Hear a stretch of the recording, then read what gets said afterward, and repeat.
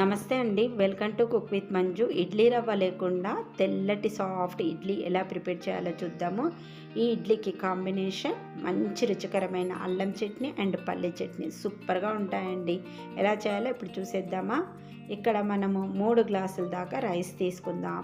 నేను ఇక్కడ ఇడ్లీ రైస్ తీసుకుంటున్నానండి. మీరు కావాలంటే రేషన్ బియ్యం ఉంటుంది కదా, దాంతో అయినా చేసుకోవచ్చు, సోనా మసూరి బియ్యంతో అయినా చేసుకోవచ్చు. ఇప్పుడు ఇలా 3 గ్లాసులు రైస్ తీసుకున్నాం కదా, ఇప్పుడు ఇందులోకి వాటర్ వేసుకుందాం. వాటర్ వేసుకున్న తర్వాత ఈ రైస్ని నీట్గా ఒక 2 టైమ్స్ కడిగేసుకోవాలి. ఇలా రైస్ని మంచిగా కడుక్కోండి. ఇలా కడిగేసుకున్న తర్వాత ఈ రైస్లోకి మీరు మళ్ళీ వాటర్ వేసుకోవాలి. ఇలా వాటర్ వేసేసుకున్న తర్వాత దీనిపైన మూత పెట్టేసుకొని ఒక 2 గంటల సేపు అయితే ఖచ్చితంగా రైస్ని నానబెట్టేసుకోండి. టైం ఉంటే ఇంకా ఎక్కువసేపు కూడా నానబెట్టేసుకోవచ్చు. ఇప్పుడు సేమ్ గ్లాస్ తోటి 1.5 గ్లాస్ దాకా మినపప్పు తీసుకోండి. ఈ కొలతలతో చేసుకున్నారంటే ఇడ్లీ చాలా అంటే చాలా సాఫ్ట్గా వస్తుంది. ఇప్పుడు ఈ మినపప్పులోకి కూడా మనం వాటర్ వేసుకుందాం. వాటర్ వేసుకొని ఈ పప్పును కూడా నీట్గా ఒక 2 టైమ్స్ కడిగేసుకుందాం. ఇలా కడిగేసుకున్న తర్వాత మళ్ళీ ఈ పప్పులోకి ఫ్రెష్ వాటర్ వేసేసుకొని దీనిపైన మూత పెట్టేసుకొని ఒక 2 గంటల సేపు నానబెట్టేసుకోవాలి. తర్వాత ఇప్పుడు మనము 1 టేబుల్ స్పూన్ దాకా అటుకులు తీసుకుందాం. ఇప్పుడు ఇందులోకి ఒక 1/2 టీ స్పూన్ కంటే కొంచెం తక్కువ మెంతులు వేసుకోవాలి. ఈ అటుకులను మెంతులను ఎక్కువసేపు నానబెట్టుకోవాల్సిన అవసరం లేదు. మనం ఇడ్లీ పిండి రుబ్బుకునే ముందు ఒక 15 నిమిషాలు ముందు నానబెట్టేసుకుంటే సరిపోతుంది. ఇప్పుడు వీటిని కూడా ఒకసారి కడిగేసుకొని ఇందులోకి వాటర్ వేసుకుందాం. వాటర్ వేసేసుకున్న తర్వాత ఇప్పుడు వీటిపైన మూత పెట్టేసుకొని పక్కన పెట్టేసుకుందాం. ఎక్కువసేపు అవసరం లేదండి, 15 నిమిషాలే వీటిని నానబెట్టేసుకోండి. తర్వాత ఇప్పుడు మనకు 2 అవర్స్ తర్వాత పప్పు ఇలా నానిపోయి ఉంటుంది. ఈ పప్పుని నీట్గా కడుక్కొని మిక్సీ జార్లోకి వేసుకొని కొంచెం వాటర్ వేసుకొని బాగా మెత్తగా మిక్సీ పట్టుకోవాలి. మనం గ్రైండర్లో పప్పు వేసుకుంటే ఎంత మెత్తగా వస్తుందో అంత మెత్తగా ఇలా మిక్సీ పట్టుకొని ఒక బౌల్లోకి తీసేసుకోండి. మిగతా మినపప్పును కూడా ఇలానే మిక్సీ పట్టుకోవాలి. నెక్స్ట్ రైస్ అండి. రైస్ని కూడా ఒకసారి మళ్ళీ కడిగేసుకోవాలి. కడుక్కున్న తర్వాత ఈ రైస్ని మిక్సీ జార్లోకి వేసుకోవాలి. ఇలా మిక్సీ జార్లోకి వేసుకున్న తర్వాత మనం అటుకులు నానబెట్టేసుకున్నాం కదా, ఆ అటుకులను కూడా మొత్తం కాకుండా ఒక సగం వేసుకుందాం. ఇలా సగం వేసేసుకొని కొంచెం వాటర్ వేసుకొని మిక్సీ పట్టుకోవాలి. ఈ రైస్ని బాగా మెత్తగా మిక్సీ పట్టకండి.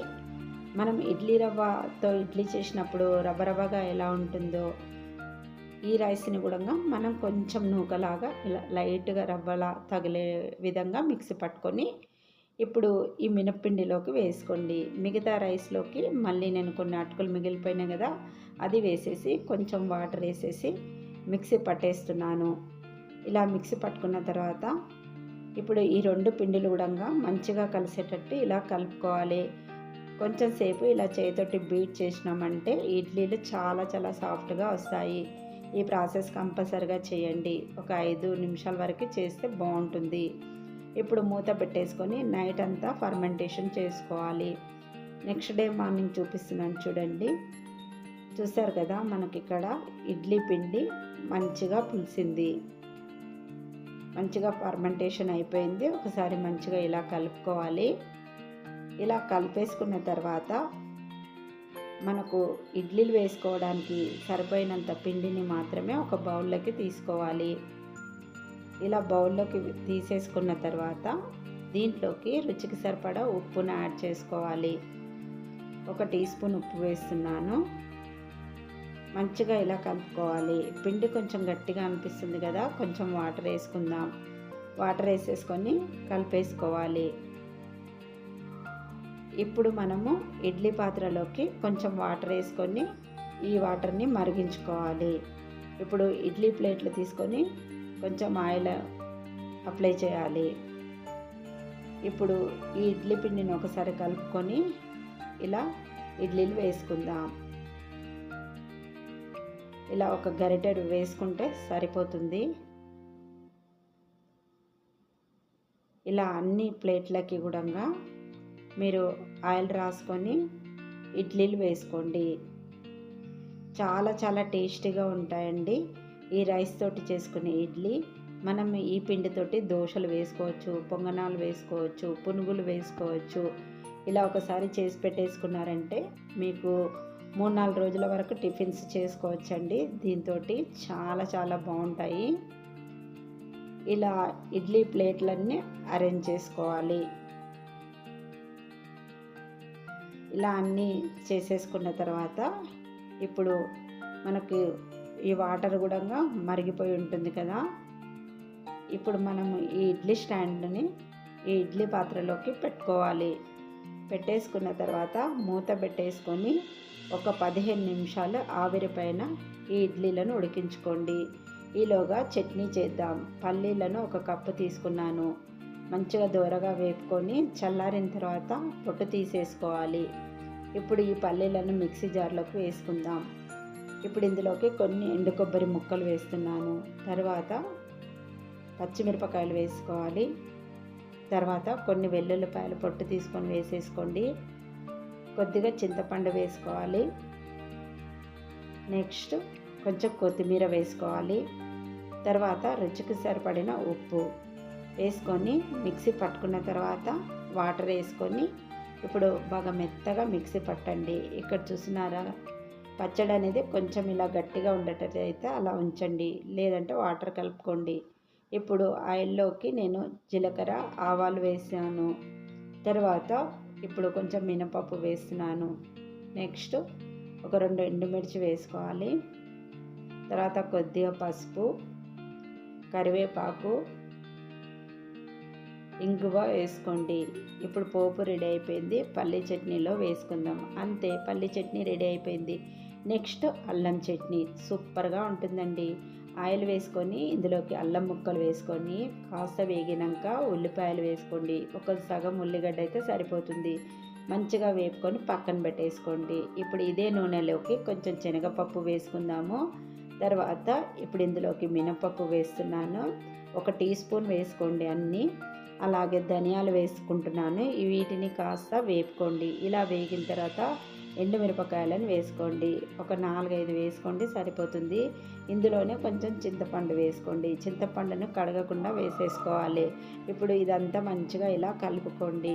కలిపేసుకున్న తర్వాత నెక్స్ట్ ఇప్పుడు ఇవన్నీ కూడా మిక్సీ జార్లోకి వేసేసుకోవాలి. ఇలా మిక్సీ జార్లోకి వేసుకున్న తర్వాత రుచికి సరిపడా ఉప్పు వేసేసుకోండి. ఇప్పుడు ఇందులోకి అల్లం ముక్కలు, ఉల్లిపాయ ముక్కలు వేపి పెట్టేసుకున్నాం కదా, వాటిని వేసుకోవాలి. మిక్సీ పట్టుకున్నాక కొంచెం వాటర్ వేసుకొని బాగా మెత్తగా మిక్సీ పట్టండి. ఇప్పుడు ఇందులోకి కొంచెం బెల్లం అన్న చక్కెరన్న వేసుకోండి. ఇప్పుడు ఇందులోకి కొంచెం వాటర్ వేసుకొని బాగా మెత్తగా ఇలా మిక్సీ పట్టుకోండి. ఇదంతా ఒక బౌల్లోకి తీసి పెట్టేసుకొని పోపు వేసుకుందాం. ఆయిల్ వేసుకొని ఆయిల్ హీట్ ఎక్కిన తర్వాత ఇందులోకి కొంచెం జీలకర్ర, ఆవాలు వేసుకుందాము. తర్వాత కొంచెం మినపప్పు వేసుకోవాలి. ఆ తర్వాత కొద్దిగా కరివేపాకు వేసేసుకోండి. నెక్స్ట్ కొంచెం పసుపు వేసుకోవాలి.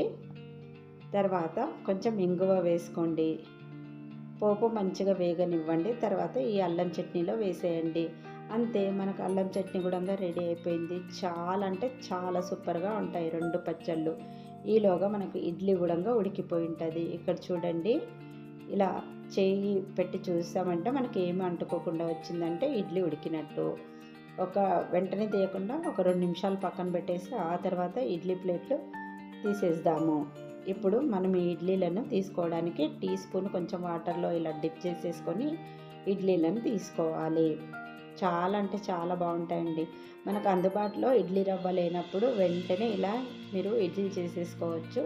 రైస్ తోటి ఏ రైస్ అయినా వాడొచ్చండి. సోనా మసూరి వాడచ్చు, అలాగే రేషన్ బియ్యం ఉంటుంది కదా, అది కూడా వాడచ్చు. చూస్తారు కదా ఎంత సాఫ్ట్గా వచ్చాయో. చాలా అంటే చాలా బాగుంటాయి. ఇంకా ఈ 2 చట్నీలు అయితే చెప్పనక్కర్లేదండి, అంత టేస్టీగా ఉంటాయి. తప్పకుండా ట్రై చేయండి. అద్దిరిపోతుంది కాంబినేషన్ ఈ 2 చట్నీలతోటి. ఈ ఇడ్లీ అయితేనంటే నెయ్యి వేసుకొని తినండి, సూపర్ అంటే సూపర్ ఉంటాయండి టేస్ట్. మరి మీకు ఈ రెసిపీ నచ్చినట్టయితే తప్పకుండా ట్రై చేసి ఎలా వచ్చిందో నాకు కామెంట్ రూపంలో తెలపండి. మరిన్ని ఇంట్రెస్టింగ్ వీడియోస్ కోసం ప్లీజ్ నా ఛానల్ని సబ్స్క్రైబ్ చేయండి. అలాగే లైక్ ఇవ్వడం అయితే మర్చిపోకండి. ప్లీజ్ అండి నాకు సపోర్ట్ చేస్తూ ఉండండి. Thanks for watching my video.